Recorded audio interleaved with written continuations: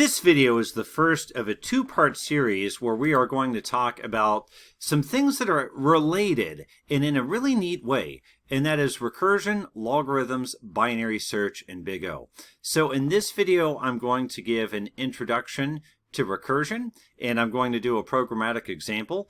In the video that follows, I'm going to talk about binary search and how we can apply recursion to binary search to get a logarithmic growth rate, or a log n growth rate, which we call O log n.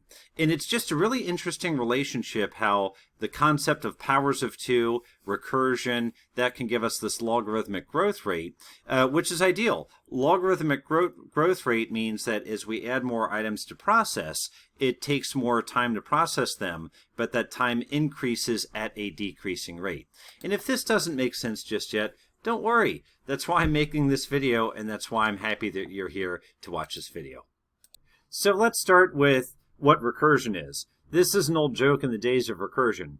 Recursion, see recursion. Or as I remember from my childhood, there were instructions on a shampoo bottle that said, soap your hair, lather, rinse, repeat. And there was no end state to that. If you followed the directions, you would constantly be soaping your hair, lather, rinsing, and repeating. And that would be what we would call infinite recursion, because there is no end state. Now, we don't like infinite recursion because that tends to crash our program and use up memory. So we need to understand a few rules about recursion. First, though, a couple examples of recursion. This is a picture I took under a microscope when I was studying horticulture. And what we're looking at, the big thing here is called a nematode or nematode. And they tend to infect roots of plants, and they can kill the plant. And what you see here is they're actually nematodes that attack nematodes. So there's a nematode inside a nematode. And when I saw this under a microscope, my first thought was, oh, look, my nematode's pregnant. But then the professor came over and told me, no, actually, that's a nematode attacking a nematode. And that's actually one way to eradicate nematodes is to infect them with other nematodes, and then they basically kill themselves. This is another example of recursion. This is a sculpture I got in a picture of a sculpture I took in a sculpture garden in New Orleans, Louisiana. And what you see is that we effectively have a rectangle with a series of repeating rectangles inside of it, and then we get down to this base case.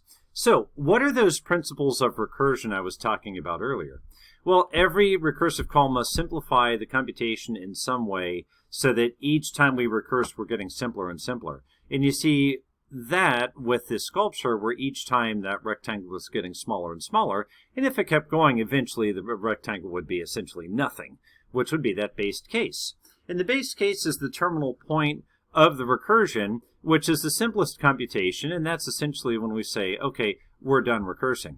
Now, if we don't have these two things, we end up with something called infinite recursion, which means that the problem doesn't get simpler, or there's no terminal point, and the program just keeps going in a loop until it effectively runs out of memory. You'll see this sometimes with a message that says infinite recursion detected. If you're not familiar with what recursion is, that sounds really weird. But if you know what it is, you think, oh, yeah, I know what's going on here. Okay, I have something calling itself. So uses of recursion, lots of mathematical things like Fibonacci numbers, puzzles, mazes, we can use recursion. Computing hierarchies, things like organizational charts. I remember earlier in my career I had to come up with the payroll amount for each department of the company that I worked for. And the easiest way to do that was to look at the department head and then look at that department head's direct reports and compute their salary. But what if there are multiple levels in that organization? What if it's VP, senior director, director, senior manager, manager, and then direct reports there?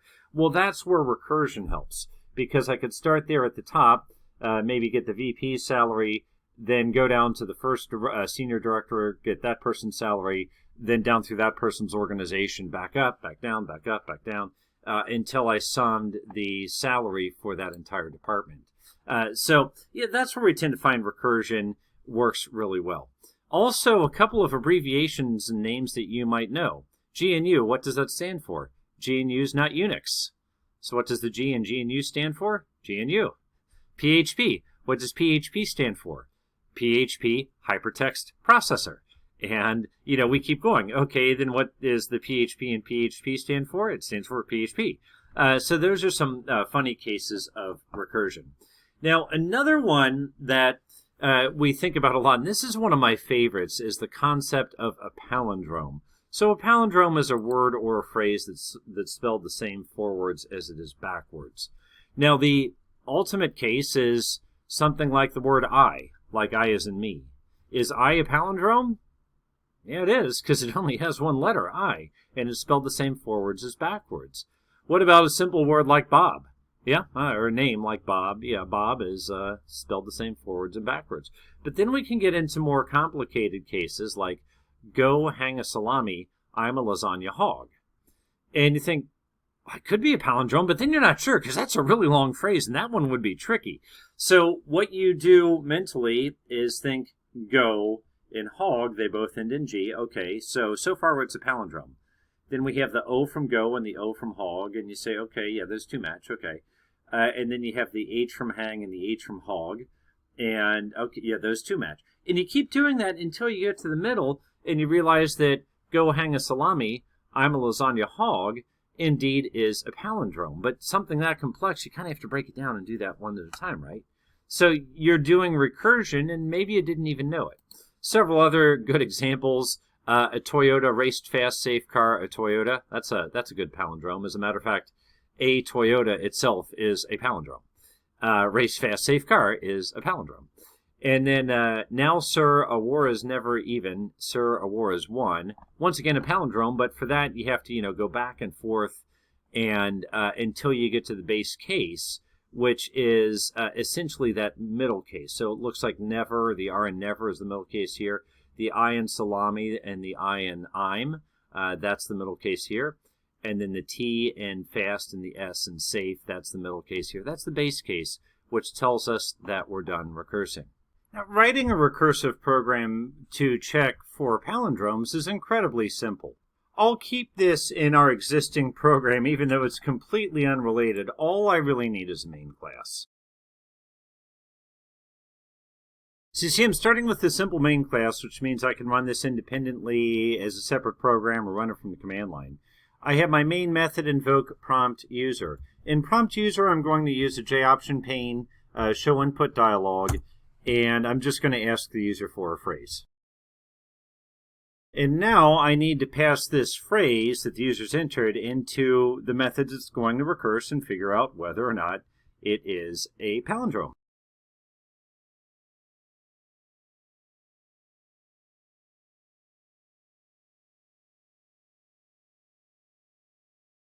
Couple things I've done. First of all, I have put in a regular expression to remove spaces from our phrase because spaces don't count when we're computing a palindrome. I should also remove punctuation because we're not going to count that.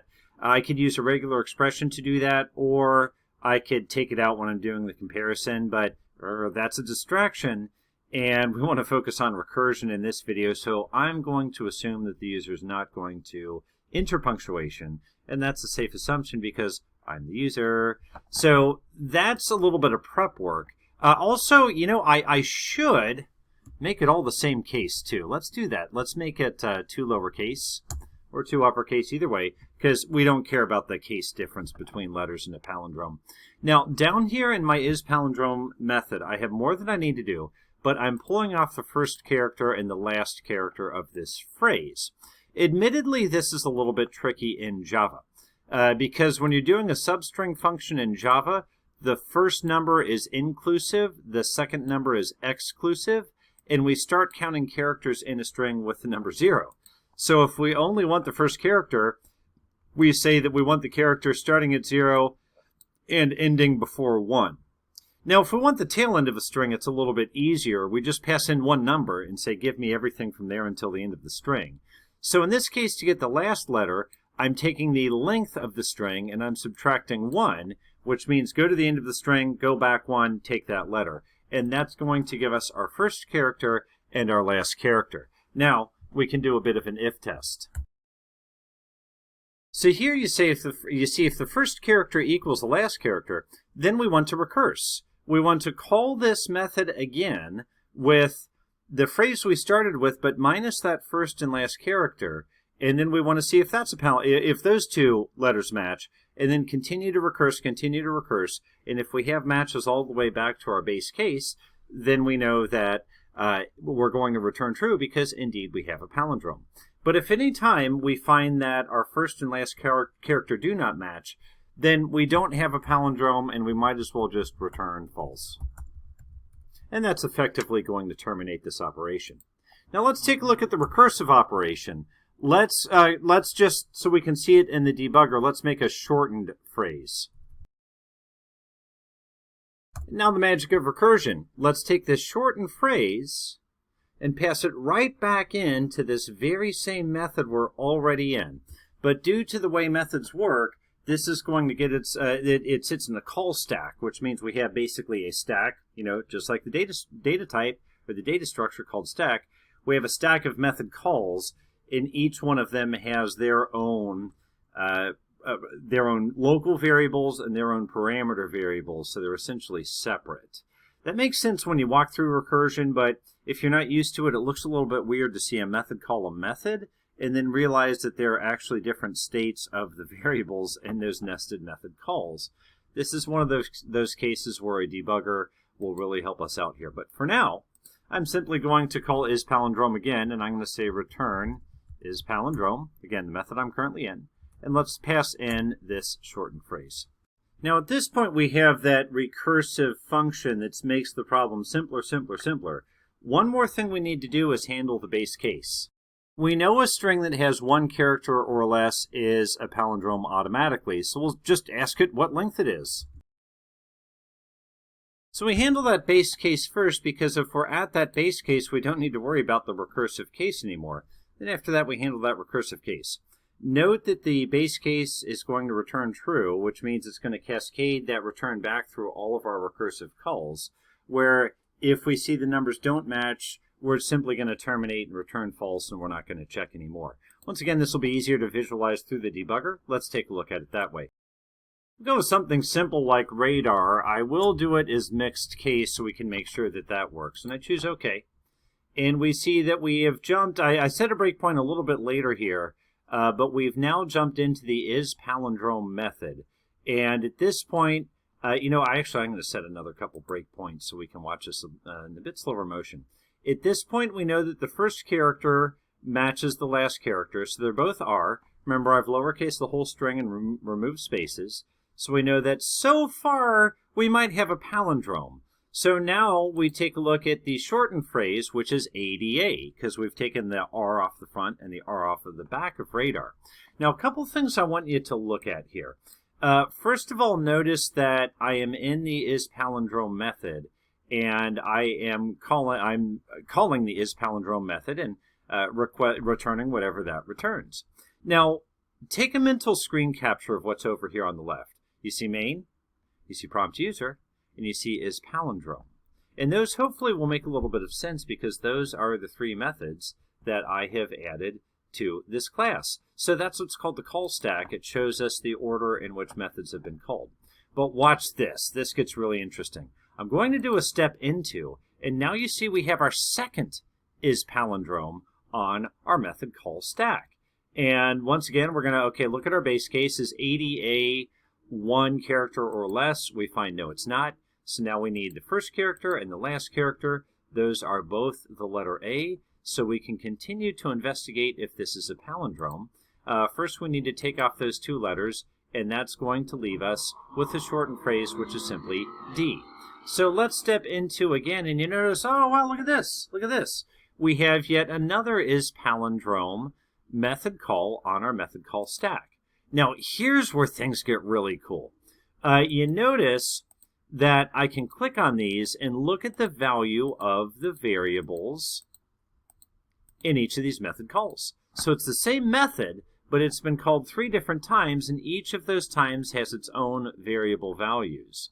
So now we're at the base case. We see that the phrase is simply D because we've taken off both R's and both A's. So what we should see here is that it's going to return true, and now it's going to walk back up this method call stack until we finally come back to prompt user And I should do another J-option pane after this, but nonetheless, when we come back to prompt user, we'll find that palindrome is indeed true. Now, I could go ahead and put something that's not a palindrome in there, and we'll see it will return false, but I take it that you trust me based on that. All that being said, totally unrelated, because you've stuck with me through this whole video, I want to give you a little treat that will pay dividends for a long time that has nothing to do with recursion, but it's just something I remembered when I saw that method call stack. So give me just a moment. I'm going to get us right back to that position again. Remember this method call stack that we see. So this is the order in which the methods were invoked from main to prompt user to is palindrome, is palindrome, is palindrome. Now, if you do intensive debugging, a lot of times you want to go in here and you want to fiddle with these variables a little bit, which you can certainly do. You can change them around, do some what-if analysis. But occasionally, you can be debugging and you accidentally stepped over one too many times and you just passed the breakpoint you wanted or the line of code you wanted that took you 5 minutes to get there. Well, notice this little hook right here. This is reset frame, or in Eclipse, it's called drop to frame. And what that does is it effectively takes you back one step in this, or however many steps you want, in this method call hierarchy, and it allows you to replay the debugger from that point and that point in time. So you see, I can go all the way back up to my initial call to radar, and then I can step right back into each of these recursive calls, as we saw here, without having to restart the debugger. As simple as that sounds, when I first found out about it, or a coworker told me about it probably around 2012, it has saved me tens, if not hundreds of hours in development, especially when I'm in an intense debugging session. So unrelated to recursion, unrelated to palindromes, but drop to frame, or I think it's called reset frame here in IntelliJ, incredibly powerful. So I hope this video on recursion was helpful. The next video I'm going to talk about how recursion applies to binary search and how it gives us this very interesting log n algorithm growth rate, or O log n notation for a binary search. Hopefully that will help to connect some dots on how recursion and logarithms work together and how we can make our algorithms more efficient by using recursion. So I hope this video was helpful, and I look forward to reading your comments. Thank you.